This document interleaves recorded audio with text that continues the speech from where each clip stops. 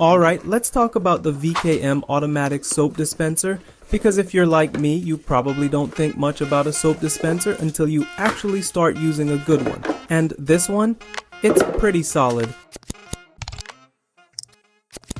I keep mine in the kitchen strictly for washing hands, not for dishes, though I'm sure you could use it for that too. I've been running it on the second dispensing level because it's just the right amount of soap for me. Not too little, not too much. And the touchless sensor is quick, which is great when your hands are messy. Now for the technical details that actually matter. It has 5 different dispensing levels so you can adjust how much soap it releases. It's IPX6 Waterproof, meaning it can handle splashes but shouldn't be submerged. It's rechargeable, so no batteries to deal with. I charged it once and it's still going strong.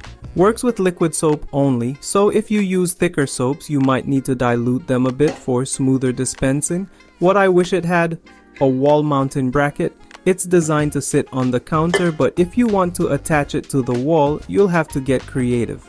I had an old bracket from my previous dispenser, so I made it work, but that's something to keep in mind. Overall, it does exactly what it should, and it's been holding up well in my kitchen.